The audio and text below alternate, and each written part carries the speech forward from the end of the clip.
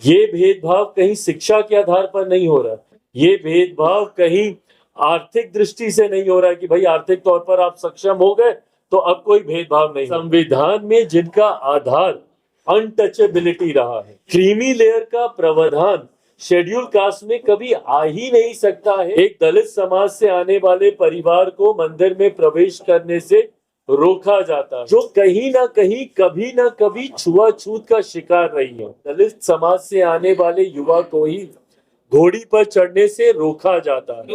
विभाग वाले सवाल अगर हो गए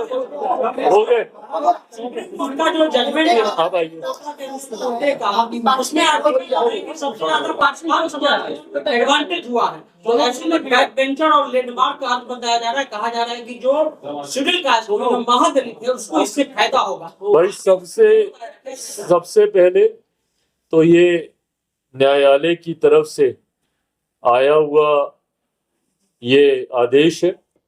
मैं कोई भी बात ऐसी नहीं कहूंगा जो कि कंटेम्प्ट ऑफ कोर्ट हो, बट हाँ इस बात पर हम लोग की आपत्ति जरूर है, और लोक जनशक्ति पार्टी रामविलास की तरफ से हम लोग सुप्रीम कोर्ट में हम लोग एक पुनः विचार याचिका भी हम लोग दाखिल करने जा रहे हैं। जिस तरीके से रिजर्वेशन विद इन रिजर्वेशन के प्रावधानों को सुप्रीम कोर्ट के द्वारा दिए जाने की संभावनाएं खोली गई हैं।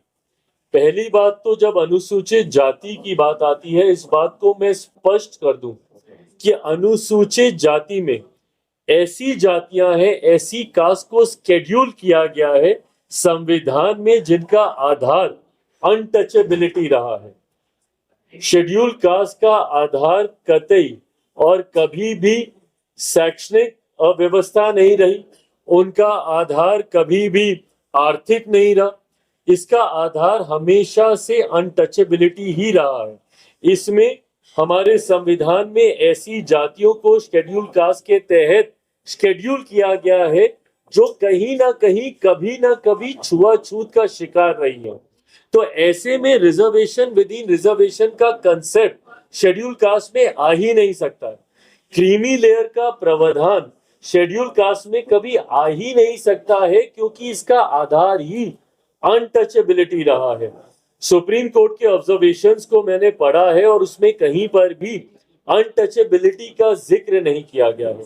भाई आज की तारीख में भी ये उदाहरण हम लोग को देखने को मिलते हैं कि एक दलित समाज से आने वाले युवा को ही घोड़ी पर चढ़ने से रोका जाता है। एक दलित समाज से आने वाले परिवार को मंदिर में प्रवेश करने से रोका जाता है।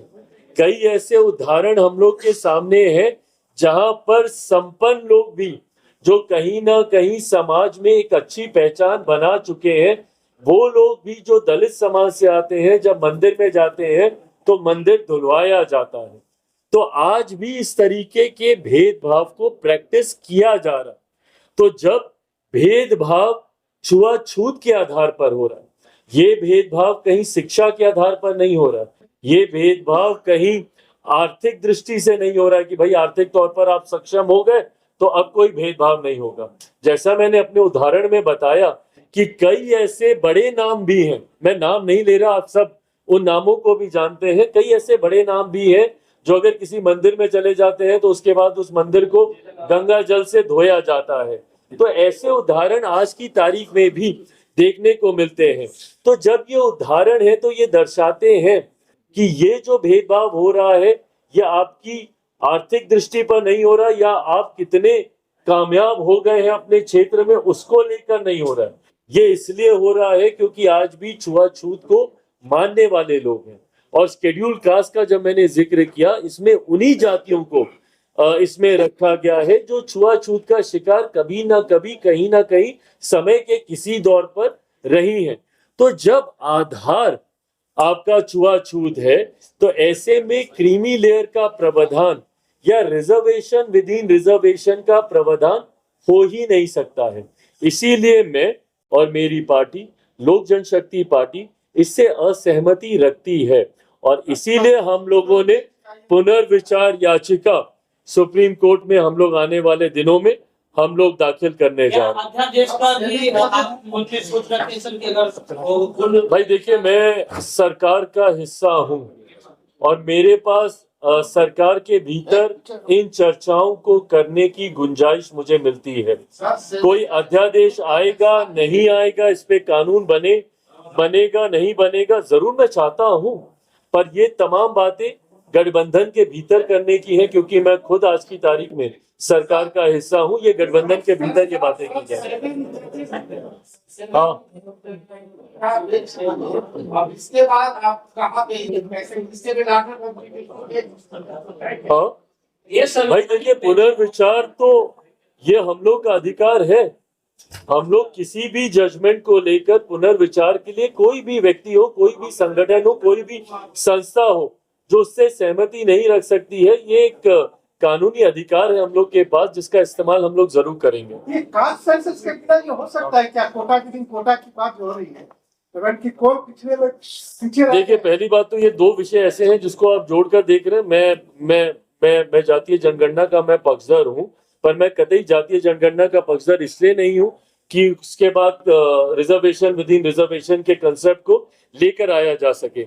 जातीय जनगणना का जहां तक बात रही है, इसकी जरूरत इसलिए हम लोग को है क्योंकि आज की भी तारीख में राज्य सरकार हो या केंद्र सरकार हो, कई ऐसी नीतियां हैं जो जाति के आधार पर ही बनाई जाती हैं, उनको हैंड होल्डिंग प्रोवाइड करने को लेकर, ताकि उन जातियों को मुख्य धारा के साथ जोड़ा जा सके। इस सोच के साथ इन नीतियों को बनाया जाता है। तो ऐसे में सरकार के पास जरूरी है कि उन जातियों के आंकड़े हो जिनके लिए वो नीतियों को बना रहे हैं, ताकि उसी के अनुपात में उस राशि को आवंटित किया जा सके। तो बहरहाल, जहां मैं एक तरफ में इस बात का पक्षधर हूं कि सरकारों, कई बार न्यायालय भी आंकड़े मांगते हैं कि फलाना जाति की क्या आबादी है, वो आंकड़े जरूर सरकार के पास होने चाहिए। मैं उसको सार्वजनिक करने का मैं जरूर पक्षधर नहीं हूं, बट हाँ, सरकार की अपनी जानकारी के लिए इन आंकड़ों का होना जरूरी है। तेलंगाना सरकार ने इसको हायर कर लिया है sir, quota within quota में उन्होंने कहा है कांग्रेस ने कि हम इसको तेलंगाना में लागू करें। भाई बिल्कुल, क्योंकि अब कहीं ना कहीं न्यायालय की तरफ से ये संभावनाएं खुली है, तो जरूर जो राज्य ऐसी सोच रखती है, बंटवारे की जो सोच रखती है, जो डिवाइड एंड रूल की सोच रखते हैं, वो सरकारें जरूर इसको बढ़ावा देने का प्रयास करेंगी। पर मैं इस बात को दोहराता हूं, अनुसूचित जाति की एकता ही उनकी ताकत है जो उनको आगे लेकर जाती है। बट कई लोग इस ताकत से घबराते हैं और इसीलिए वो बंटवारा करना चाहते हैं, और इसीलिए वो इस तरीके की सोच को बल देना चाहते हैं जो इस समाज में बंटवारा करे। आज की तारीख में मैं पुनः इस बात को दोहराऊंगा, इस समाज का, इस वर्ग का, इस पूरी जमात का, अनुसूचित जाति जमात का आधार सिर्फ और सिर्फ अनटचेबिलिटी है, और ये अनटचेबिलिटी में किसी तरीके के क्रीमी लेयर का कोई प्रावधान नहीं।